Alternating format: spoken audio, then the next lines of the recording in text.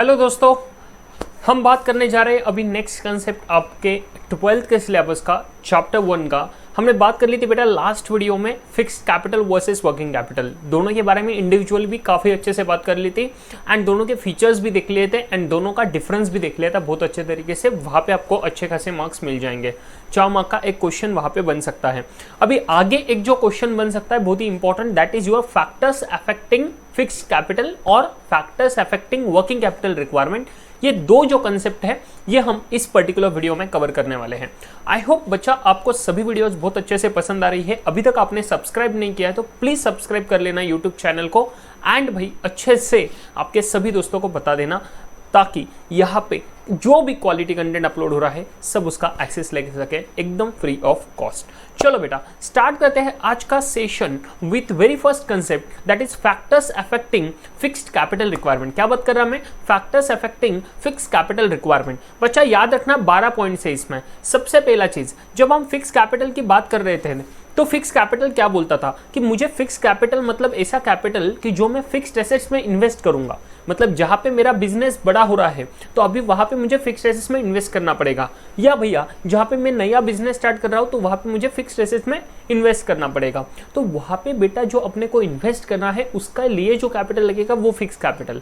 अभी सिंपल सी बात है, ऐसा कौन सा चीज है सर, ऐसा कौन सा फैक्टर्स है जो इसको अफेक्ट करेगा?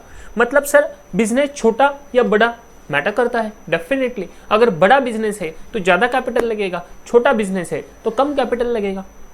Absolutely yes. तो इसीलिए one of the major factor क्या sir? Size of the business. Simple सी बात है यार, जितना ज्यादा बिजनेस बड़ा उतना ज्यादा कैपिटल ज्यादा लगेगा। फिर वो फिक्स्ड हो या वर्किंग हो मैटर ही नहीं करता सर। तो एकदम simple sir, size of the business one of the point of factor which affects your what fix capital and as well as working capital. तो कोई भी क्वेश्चन आ जाए, फिक्स कैपिटल के फैक्टर्स का क्वेश्चन आओ या वर्किंग कैपिटल के फैक्टर का क्वेश्चन आओ, कुछ फर्क नहीं पड़ता सर। दोनों में एक कॉमन पॉइंट है, क्या आपका? Size of the business. क्या? Size of the business. Then second एक आता है बच्चा बिजनेस का नेचर क्या है। क्या कौन से नेचर का बिजनेस है? मतलब अगर मैं बोलूं कि मैन्युफैक्चरिंग इंडस्ट्री में कोई बिजनेस है तो ऑब्वियसली सर ज्यादा पैसा लगेगा। किसको? फिक्स्ड कैपिटल को। एब्सोल्यूट है सर, ज्यादा पैसा लगने वाला है। क्यों? बिकॉज मैन्युफैक्चरिंग में प्लांट एंड मशीनरी होते हैं ना, तो काफी ज्यादा इन्वेस्टमेंट लगेगा एज कम्पेयर टू सर अगर मैं बोलूँ सर्विस इन्वेस्टमेंट है, सर्विस कंपनी है, मैं मेरा कोई प्रोफेशनल सर्विसेज दे रहा हूँ। सिंपल सी बात है, मुझे काय का प्लांट मशीनरी लगने वाला है भाई? मुझे तो कॉर्पोरेट ऑफिस लगेगा बस, वहां पे मैं ज्यादा पैसे इन्वेस्ट करूंगा फर्नीचर फिक्चर्स में। सो सर मुझे as compare to manufacturing service में कमती लगेगा ना, मुझे fix capital will be lower and that's why nature of the business is what a factor affecting your fix capital requirement. एकदम clear with this. यही factor आएगा again आपका working capital में कि भैया जिस नेचर का बिजनेस है उस हिसाब से डिपेंड करता है कि उस नेचर के बिजनेस में डेली ऑपरेशंस को सर कितना ज्यादा पैसा लगता है। सो दैट्स व्हाई अगर मैन्युफैक्चरिंग है तो अगेन अलग, सर्विस है तो अगेन अलग। एकदम परफेक्ट क्लियर विद दिस। पहले दो फैक्टर एकदम कॉमन, वेदर आपका क्वेश्चन फिक्स कैपिटल का हो वर्किंग कैपिटल का हो, एकदम clear with this. First factor पढ़िए फटाफट, नेचर ऑफ बिजनेस। क्या बोले कि sir manufacturing industries and public utilities, मतलब जहां पे पब्लिक के लिए कुछ काम हो रहा है, सही है, have to invest huge amount of funds to acquire fixed assets. सही बात है, लॉजिकल है। While trading business may not need huge investment in fixed assets. Absolutely, trading business इसको जरूरत नहीं पड़ सकती है। मैंने आपको एग्जांपल दिया, सर्विस वालों को भी जरूरत नहीं पड़ सकती इतनी ज्यादा as compare to manufacturing. Next point बोला है बेटा size of business, common point है, मैंने बता दिया आपको कि where a business firm is set up to carry a large scale operation. क्या बोले कि भाई जहां पे मुझे बहुत ज्यादा बड़ा करना है बिजनेस तो वहां पे अपने को क्या लगेगा सर? ज्यादा कैपिटल लगेगा, फिक्स कैपिटल लगेगा, likely to be high. It is because most of their production processes are based on automatic machines and equipment. Simple सी बात है, अगर बहुत बड़ा बिजनेस करना है, MNCs देख लो कोई भी, तो इतना बड़ा बिजनेस है तो काफी सारे सर उनके ऑटोमेटेड प्रोसेस रहते हैं। अभी ऑटोमेटेड मशीन से रोबोटिक्स यूज करना है, रोबोट्स यूज करने तो डेफिनेटली ना ज्यादा कॉस्ट लगेगा। और मैंने देखे ऐसे काफी MNCs, मैंने एक MNC का मैं ऑडिट करने गया तो वहां पे रोबोट्स काम कर रहे थे यार, तो अमेजिंग चीज, बट ज्यादा पैसा भी तो लगेगा एंड वो पैसा कौन सा कैपिटल है? फिक्स कैपिटल है। क्यों? बिकॉज उनके एसेट्स में इन्वेस्ट हो रहा है। सही है, एकदम perfect. Third, scope of business. भाई वो बोले कि स्कोप क्या है बिजनेस का, तो अच्छे से पढ़ना। There are business firms which are form to carry on production और distribution on a large scale. Such businesses will require more amount of fixed capital. मतलब बोलना क्या चाहते हैं कि भाई बिजनेस का स्कोप क्या है वो देख लो। अगर ऐसा कोई बिजनेस फर्म है जिसको प्रोडक्शन एंड डिस्ट्रीब्यूशन का ज़्यादा जरूरत है, वो बहुत ज़्यादा बेसिस पे प्रोडक्शन डिस्ट्रीब्यूशन होता है, तो ऑब्वियस बात है वहाँ पर फिक्स कैपिटल ज़्यादा लगने वाला है। So what is a factor determining next factor? First factor हमने देखा था nature of business, second factor देखा बेटा साइज ऑफ बिजनेस। सीक्वेंस से कुछ फर्क पड़ता है क्या? बिल्कुल भी नहीं। अपने फैक्टर्स याद रखना है, इसीलिए मैंने शॉर्ट नोट्स जो मेरे गाइडलाइन के एंड्रॉइड ऐप पे अवेलेबल है, क्या बोला मैंने? गाइडलाइन का एंड्रॉइड ऐप जो आपको डिस्क्रिप्शन बॉक्स में लिंक मिल जाएगा। ये जो भी शॉर्ट नोट्स है, जो भी आपको एकदम फटाफट मैंने ऐसे बढ़िया से हाईलाइट करके दिए कुछ इंपॉर्टेंट पॉइंट्स, तो डायरेक्टली आप मोबाइल ऐप में जाओगे, नोट्स ओपन करोगे एंड फटाफट रिवाइज कर लोगे, तो ज़्यादा टाइम नहीं लगेगा बुक से रिवाइज करने के लिए। सही है? Otherwise you can do the same thing. मैंने ये जो भी किया है शॉर्ट नोट्स, ये सभी मैंने आपके मॉड्यूल से, आपके बुक से ही किए हुए महाराष्ट्र बोर्ड के। सही है? तो एकदम बिल्कुल भी टेंशन लेने का नहीं। यहाँ के जो भी हाईलाइटेड वर्ड्स है, सिर्फ यही फायदा है कि आपको फटाफट एग्जाम के टाइम रिवाइज हो जाएगा। Perfect clear with this? You can download this all this free of cost एकदम on my guideline android app, जिसका लिंक आपको मिल जाएगा। अदरवाइज गूगल प्ले स्टोर पे आप सर्च कर सकते हो सिंपल से guide learn, okay, and you will get it. चलो बेटा, अभी ये पॉइंट्स आपने याद रखने बस एकदम, एंड इसमें आपने जो भी आपका अंडरस्टैंडिंग है वो लिखना है। सही है? थर्ड पॉइंट हमने क्या बोला? स्कोप ऑफ बिजनेस, कि बिजनेस का स्कोप क्या है sir? Largely production, form to carry on a production और डिस्ट्रीब्यूशन ऑन लार्ज स्केल, तो ज्यादा सर फिक्स कैपिटल लगने वाला है। फोर्थ पॉइंट बोलता है एक्सटेंट ऑफ लीज और रेंट, कि भैया एंटरप्रेन्योर अगर डिसाइड करता है कि मुझे एसेट्स को लीज पे लेना है और रेंटल बेसिस पे लेना है, तो सिंपल सी बात है, मुझे फिक्स एसेट्स में ज़्यादा पैसा इन्वेस्ट करने की जरूरत नहीं है, बिकॉज हर मंथ मेरा वो रेंट पे जाएगा। क्या बोला भाई? मेरे पास पैसा नहीं है, मेरे पास सिर्फ 20 लाख रुपए। अभी मुझे ऐसे है कि मेरा बिजनेस को लगता है 50 लाख रुपए का फिक्स्ड एसेट, तो मैंने बोला भाई मेरे पास है ही कैपिटल 20 लाख रुपए का, तो मैं कैसे इन्वेस्ट करूँ ना? फिक्स कैपिटल मेरे पास जो पैसा मैं फिक्स एसेट्स में इन्वेस्ट कर सकता हूँ, that is only 20 lakh rupees. सही है? तो सर अब ये 30 लाख रुपए तो जरूरी तो है, कैसे करें? सिंपल सी बात है, उस एसेट को भाई परचेस ना करो, खुद का एसेट ना लो, भाड़े पर लो ना, लीज पे लो, रेंट पे लो, मतलब भाड़े पे एसेट लो। तो दैट्स व्हाट सर, क्या होगा उससे कि छोटा अमाउंट आप हर मंथली बेसिस पे पे करते जाओगे। Perfect clear with this? तो आपका वो एसेट बनेगा क्या? No sir. वो फिक्स एसेट होगा क्या? No sir. वो अपना जाएगा प्रॉफिट एंड लॉस अकाउंट के एक्सपेंडिचर में। सही है ना? रेंट और लीज में। एकदम परफेक्ट क्लियर विद दिस? उसको बोलते हैं बेटा क्या? अगर आपका एक्सटेंड देखो लीज रेंट का कैसा है, उस बेसिस पे डिपेंड करेगा आपको फिक्स कैपिटल कितना लगता है। मैं बोला मुझे ज़्यादा लीज और रेंट पे लेना है, जैसे आपने पॉइंट बोला एग्जैक्टली उसका उल्टा करो। मुझे ज़्यादा लीज और रेंट पे लूंगा तो कम फिक्स कैपिटल लगेगा। अगर सर कम लीज और रेंट पे लिया तो ज़्यादा फिक्स कैपिटल लगेगा, बिकॉज खुद का परचेस करना पड़ेगा। लॉजिकल? चलो बेटा देखो, इफ एंटरप्रेन्योर डिसाइड्स, एंटरप्रेन्योर मतलब जो बिजनेस करता है, इसी का मैंने और एक वर्ड बोला था क्या? प्रोमोटर, जो बिजनेस को स्टार्ट करता है। Promoter is an entrepreneur. Entrepreneur एक वाइड वर्ड है, उसमें से एक पार्ट आता है प्रोमोटर। सही है? Clear with this? If entrepreneur decides to acquire assets on lease or on rental basis, less amount of funds for fixed assets will be needed for the business. Logical है? मैं अगर rent पे ज़्यादा लूँ तो definitely sir fix capital कम लेगा, क्योंकि मुझे खुद का पैसा खर्चा नहीं करना है। नेक्स्ट आता है खुद के एसेट खरीदी नहीं करनी है। लीज मतलब क्या रहता है, उसका मीनिंग दिया हुआ है। Lease is nothing but a contract. जैसा मेरा रेंट, अरे यार आपका बिल्डिंग है, मुझे बिल्डिंग के लिए पूरा पैसा नहीं है, 1 करोड़ रुपए का बिल्डिंग है, मैं नहीं ले सकता यार, 1 करोड़ नहीं मेरे पास। तो आपने बोला सर आप ये भाड़े पे ले लो ना, हर मंथ मुझे 20,000 रुपये देते जाओ। मैं बोला एकदम बढ़िया, चल मैं रेंट पे लेता हूँ इसको, क्या मैं रेंट पे लेता हूँ इसको, मैं लीज पे लेता हूँ। क्या बोला? लीज पे लेता हूँ। तो मैं तेरे साथ एक कॉन्ट्रैक्ट करूंगा, रेंट एग्रीमेंट करूंगा, लीज एग्रीमेंट करूंगा, और एग्रीमेंट के हिसाब से 20,000 रुपये हर महीना तेरे बैंक अकाउंट में क्रेडिट, और मुझे क्या एसेट यूज करने को मिल जाएगा। ये कॉन्ट्रैक्ट जो हुआ ना अपना, इसको बोलते हैं लीज। क्या बोले? ये जो कॉन्ट्रैक्ट हुआ इसको बोलते हैं lease. A contract by which one person grants the possession of some of the property. आपने जो मुझे दिया ना, पोजेशन दिया, पोजेशन मतलब मेरे पास आना वो प्रॉपर्टी, अभी चल के तो नहीं आ सकता, बिल्डिंग है, बट भाई उसका राइट यूज करने का मेरे पास है ना। तो क्या बोले कि सर अगर कोई ऐसा एसेट का पोजेशन ग्रांट होता है, कोई एक पर्सन मुझे देता है, तो in that case sir specially क्या, लैंड, बिल्डिंग, मशीनरी, तो उसको क्या बोलते हैं, सर्टेन पीरियड ऑफ टाइम के लिए जो कॉन्ट्रैक्ट रहेगा उसको बोलते हैं लीज। Clear with this? एकदम लॉजिकल, एकदम सर बिल्कुल भी कोई टेंशन नहीं है ना। अगर कुछ क्वेरी है तो कमेंट बॉक्स ओपन है ना, फटाफट कमेंट बॉक्स में टाइप कर देने का, बिंदास, विद इन 24 आवर्स और मैक्सिमम 48 आवर्स में आपको रिस्पॉन्ड मिल जाएगा। सही है, परफेक्ट। चलो नेक्स्ट पॉइंट पे आते हैं, अरेंजमेंट ऑफ सब कॉन्ट्रैक्ट। क्या बोले कि भाई सब कॉन्ट्रैक्टिंग क्या होता है, सबसे पहले वो समझ लो। सिंपल सी बात है, मुझे कोई कस्टमर आया, सही है, अभी वो कस्टमर का कुछ रिक्वायरमेंट है, अभी मैं वो प्रोडक्ट पूरा नहीं बना सकता, वो प्रोडक्ट मैं आधा बनाऊंगा। लेट से कोई प्रोडक्ट बनाना है, मैं बोला भाई ये मुझे मोबाइल बनाना है, सर हर बार मोबाइल का एग्जांपल देते हो, मुझे पसंद है बहुत ज़्यादा, देख लो ना मोबाइल है, मोबाइल बनाना है, मैं बोला भाई ये ऊपर का जो प्लास्टिक लगता है ना, ये मैं कवर नहीं बोल रहा, ये मोबाइल का प्लास्टिक बोल रहा हूँ या ग्लास बोल रहा हूँ, ठीक है, ये ग्लास मैं नहीं बनाता, ये ग्लास मैं किसी और से लूंगा, ठीक है सर एकदम बढ़िया। अभी सर इसमें कुछ और एक प्रोसेसिंग करना पड़ता, इसका कोई एक प्रोसेस रहता सर, वो सॉफ्टवेयर इंस्टॉलमेंट प्रोसेसिंग ये कोई और करेगा। मैं बोला ठीक है यार, मैं पहले रॉ मटेरियल आएगा उसको असेंबल कर दूंगा, फिर मैं उसके पास भेजूंगा मोबाइल को, जो मैंने असेंबल किया उसको मैं भेजूंगा, वो उसमें सर उसकी प्रोसेसेस कर देगा जो मैं नहीं कर सकता, जो वो कर सकता हूँ। ये वो कौन है, ये एक थर्ड पार्टी है, ये कोई अनदर बंदा है जो वो स्पेसिफिक चीज़ें प्रोवाइड करता है, मुझे वो सर्विसेज प्रोवाइड करता है कि वो सॉफ्टवेयर इंस्टॉल करके देगा, वो बाकी चीज़ें सभी मैनेज करके देगा, कुछ अदर सर्विसेज देगा मुझे जो मैं नहीं करता, ठीक है। उसको मैंने भेजा, वो मेरे पास उसकी सर्विसेज प्रोवाइड करके मुझे फिर से रिटर्न कर देगा, और अभी उसको मैं सर पूरा फिनिशिंग करके मैं बेचूंगा।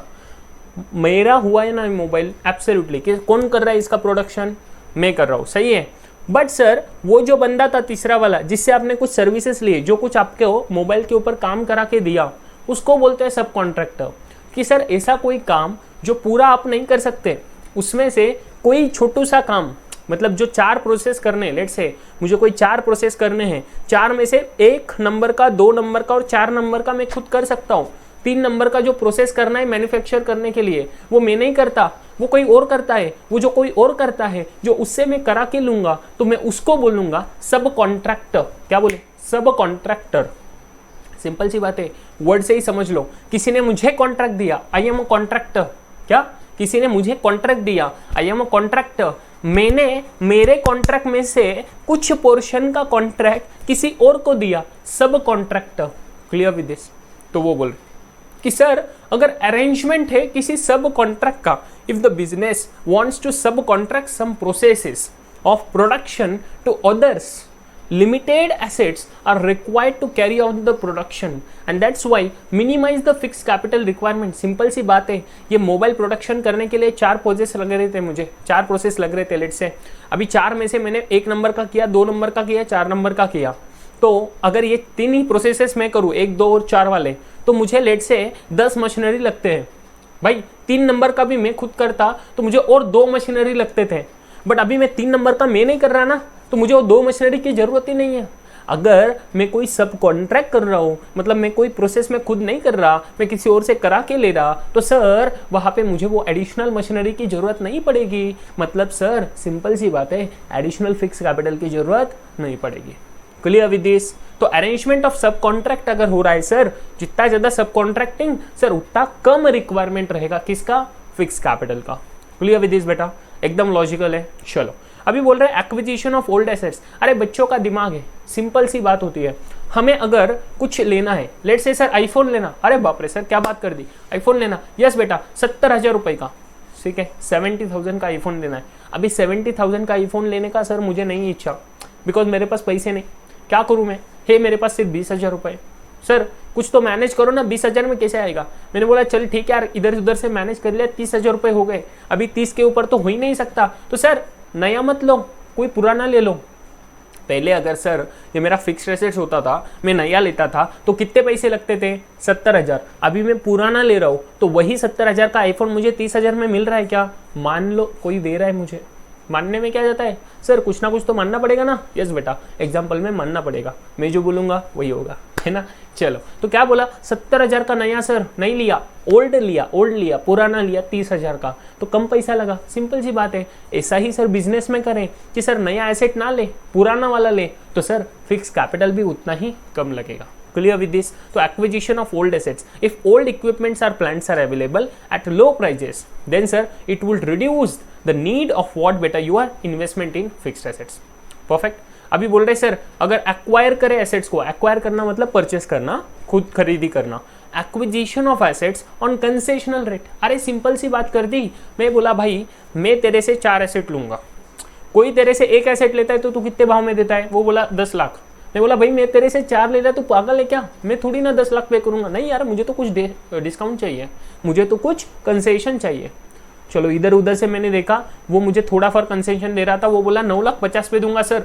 मैं बोला भाई मुझे कुछ करना पड़ेगा। मैंने इधर उधर फोन घुमाए और पता चला कि अरे वो तो मेरे रिश्ते के थ्रू आता है, मतलब ऐसा रिश्ते में आता है, दूर का रिश्ता लगता है। तो मैंने मेरे रिश्ते जहाँ से मुझे पता चला, मैंने उनको बोला भाई तू बोलना यार उनको, मेरा तो इतना पहचान नहीं ना, अभी अपने रिश्ते में ही आता है। तो जो पहचान वाले थे उनसे बात कर ली और उन्होंने उससे बात की, उसने मुझे कंसेशन दे दिया और ज़्यादा। पहले तो 50,000 दिया ही था और बोला सर और 50,000 दे देता सिर्फ आपके लिए, बिकॉज आप मेरे दूर के रिश्तेदार हो। बोला एकदम बढ़िया। 9 लाख रुपए में उसने मुझे वो मशीनरी दे दिया। कंसेशनल रेट, लॉजिकल बात सर, जो एसेट मुझे 10 लाख में मिलने वाला था 9 लाख में मिल रहा है। अरे 9 लाख में मिल रहा है, फिक्स कैपिटल का रिक्वायरमेंट जो पहले 10 लाख होने वाला था अभी 9 लाख ही है, एकदम कमी सर। तो यही बोल रहा है सर, अगर एक्वायर करे एसेट्स को ऑन कंसेशनल रेट, क्या बोले, एक्वायर करे एसेट्स को ऑन कंसेशनल रेट, तो then with a view to foster industrial growth at regional level the government may also provide the land and building. तो मतलब एक सिंपल सी बात, मैंने अभी जो बोला वो कंसेशन हो सकता है। अभी दूसरा एग्जाम्पल हो सकता है बेटा, क्या बोले, गवर्नमेंट की बहुत सारी स्कीम्स आती हैं। एक छोटू सा गाँव है जहाँ पे कुछ डेवलपमेंट नहीं हुआ, अभी गवर्नमेंट चाहता है कि वहाँ पे डेवलपमेंट हो, ठीक है ना। तो गवर्नमेंट चाहता है डेवलपमेंट हो, तो गवर्नमेंट बोला भाई यहाँ पे आके जो फैक्ट्री लगाएगा उसको जो भी एसेट का कॉस्ट लगेगा उसका 50% कॉस्ट गवर्नमेंट बियर करेगा, मतलब 50% कॉस्ट गवर्नमेंट देगा। तो वो तो खुश हो गया, अरे एक हवला खुश हो गया, आके फैक्ट्री लगाया, वो बोला गवर्नमेंट को 50% दो, तो सर उसका तो फायदा। जो एसेट लेट से उसको कुछ 50 लाख रुपए का इन्वेस्टमेंट लगा फिक्स एसेट्स में, 25 लाख तो गवर्नमेंट ने दिया, तो उसके जेब में से कितना गया, सिर्फ 25 लाख। अरे तो अगर कोई कंसेशन दे रहा है, अभी यहाँ पे कंसेशन देने वाला कौन है, गवर्नमेंट। तो सर अगर एक्विजिशन करे कंसेशनल रेट पे, तो गवर्नमेंट सर जो कंसेशन दे रहा है, गवर्नमेंट जो सर आपको फंडिंग कर रहा है, उसके वजह से क्या होगा, फिक्स कैपिटल का रिक्वायरमेंट कम आएगा। अब ये काफ़ी वेरिएंट्स हो सकते हैं ना। गवर्नमेंट बोलेगा भाई अगर गवर्नमेंट का एसेट लेना है तो कोई वेंडर आपको एडिशनल 20% डिस्काउंट देता है, तो वो एक अगेन हुआ गवर्नमेंट की वजह से कंसेशन।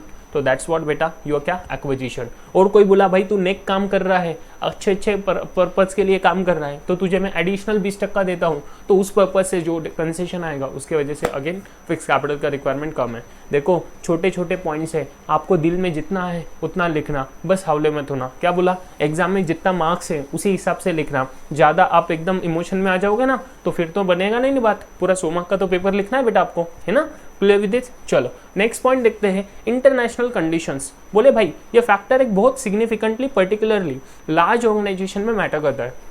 अभी बोले सर अगर ऐसा कोई कंपनी है जो एक्सपेक्ट करता है, भाई उसको लग रहा है, अभी एक्सपेक्ट करना गलत वर्ड हो जाएगा बट बुक में दिया है तो मान लो।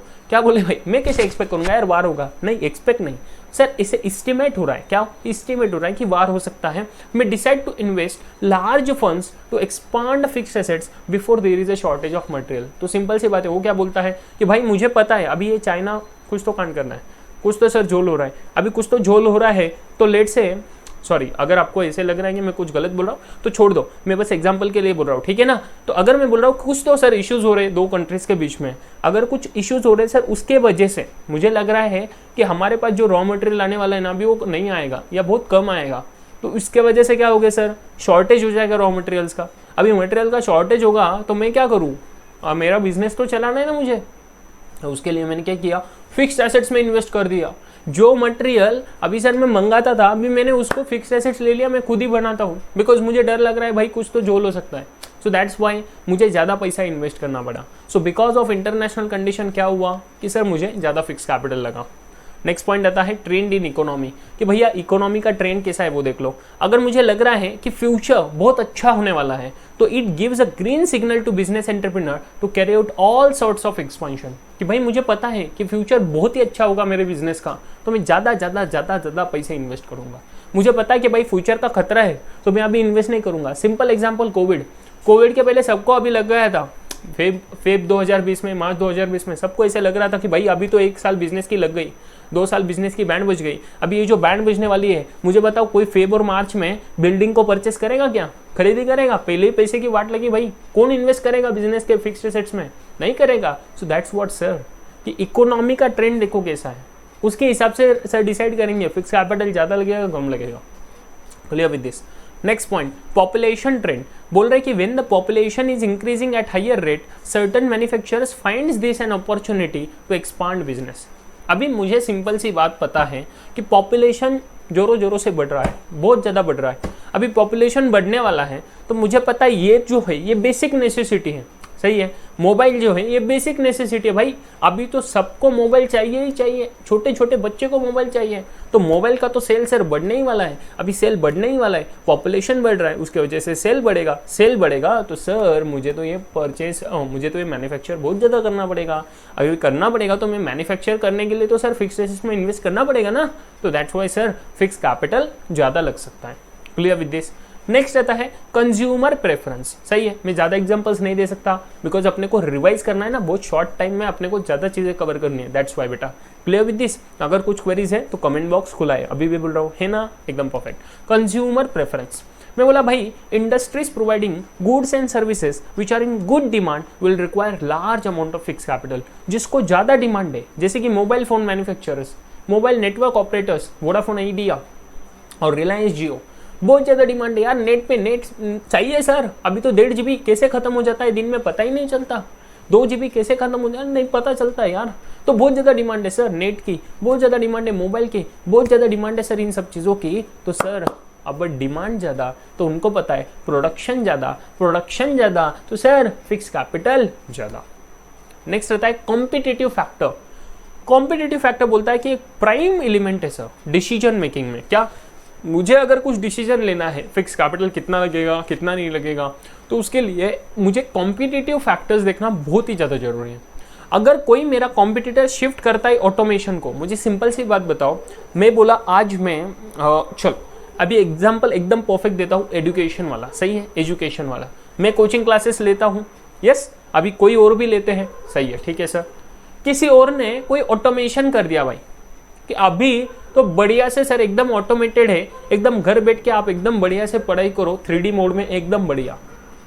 अब बच्चों को तो वो पसंद आ रहा है, बच्चे तो उधर जाएंगे, तो मैं थोड़ी ना अभी फेस टू फेस क्लासेस में रह सकता हूँ, मुझे भी तो वो ऑटोमेशन ट्राई करना पड़ेगा, मुझे भी तो वैसे कुछ तो नया डेवलपमेंट करना पड़ेगा, मुझे भी तो वहाँ पे पैसा खर्च करना पड़ेगा ना।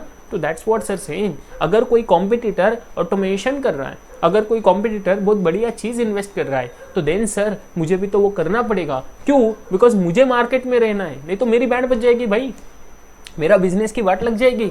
ऐसे ही सर हर बिजनेस वाला सोचेगा।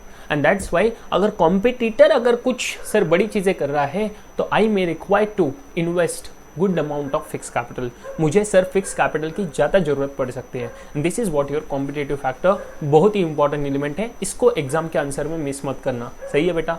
12 चीज़ें एकदम क्लियर है, फटाफट मेरे साथ बोलोगे। पहला nature of business, second size of business sir, third scope of business sir, fourth extent of lease और rent sir, fifth arrangement of subcontract याद रखना, सिक्स एक्विजिशन ऑफ पुराना asset old asset, seven acquisition at concessional rent और discount, eighth international condition sir China का example याद रखना, ninth trend in economy में कैसा ट्रेंड है कोविड का एग्जांपल याद रखना, 10 पॉपुलेशन ट्रेंड सर पॉपुलेशन बढ़ेगा मोबाइल का एग्जांपल याद रखना, 11 कंज्यूमर प्रेफरेंस सर कंज्यूमर का प्रेफरेंस क्या है उसको याद रखना, 12 कॉम्पिटिटिव फैक्टर सर मेरा एग्जांपल याद रखना ऑटोमेशन वाला। परफेक्ट, क्लियर विद दिस, 12 चीजें एकदम परफेक्ट।